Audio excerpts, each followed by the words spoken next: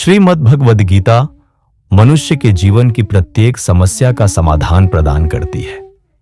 यह दिव्य ग्रंथ प्रेरणादायक संदेशों का अथाह सागर है, जो निराश मन को नई आशा और ऊर्जा से भर देता है। मित्रों, मेरा पूरा विश्वास है कि यदि आप इस वीडियो को अंत तक ध्यानपूर्वक देखें और शांत मन से इसके दिव्य उपदेशों को आत्मसात करें, तो न केवल आपके हृदय को गहरी शांति प्राप्त होगी, बल्कि आपके विचारों और जीवन में भी अद्भुत सकारात्मक परिवर्तन आएगा।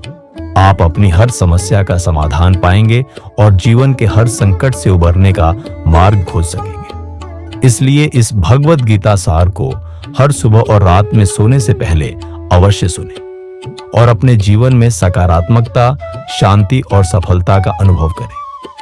भगवान श्री कृष्ण की दिव्य वाणी से युक्त श्रीमद् भगवद गीता का पहला अध्याय अर्जुन विषाद योग कहलाता है। यह अध्याय महाभारत के युद्ध क्षेत्र कुरुक्षेत्र में आरंभ होता है, जहां अर्जुन अपने कर्तव्य और करुणा के बीच उलझ जाता है।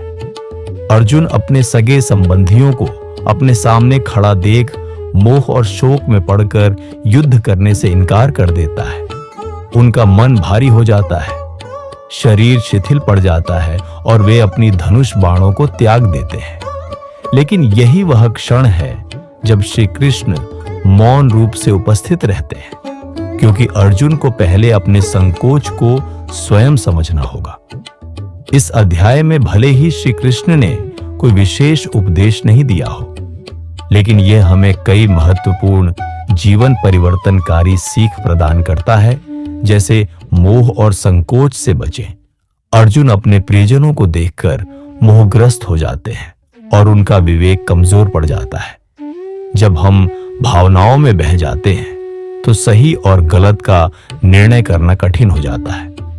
श्री कृष्ण हमें सिखाते हैं कि हमें मोह में पड़कर अपने कर्तव्य से विमुख नहीं होना चाहिए।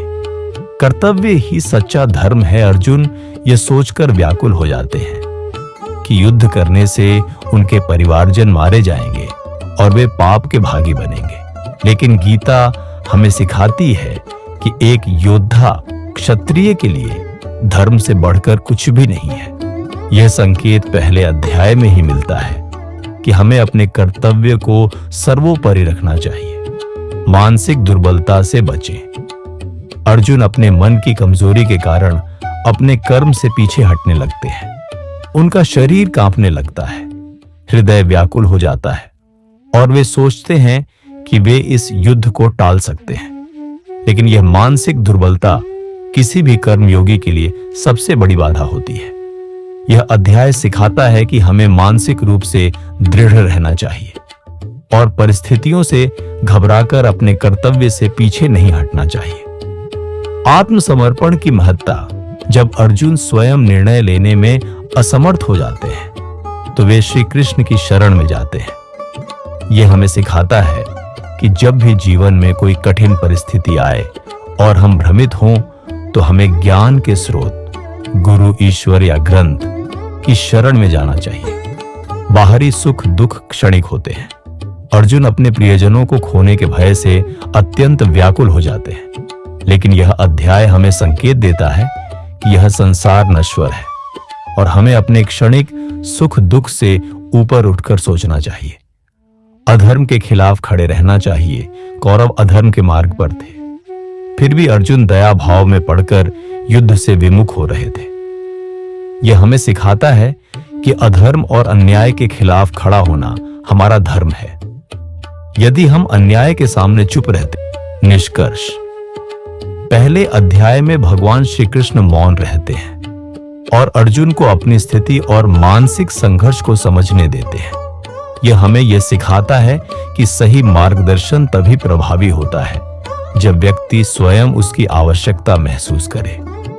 आगे के अध्यायों में श्री कृष्ण स्पष्ट उपदेश देना आरंभ करते हैं, लेकिन पहले अध्याय से ही हमें यह संकेत मिल जाता है कि कर्तव्य पालन, मानसिक दृढ़ता, आत्मसमर्पण और धर्म के प्रति अडिग रहने से ही जीवन में सफलता प्राप्त होती है।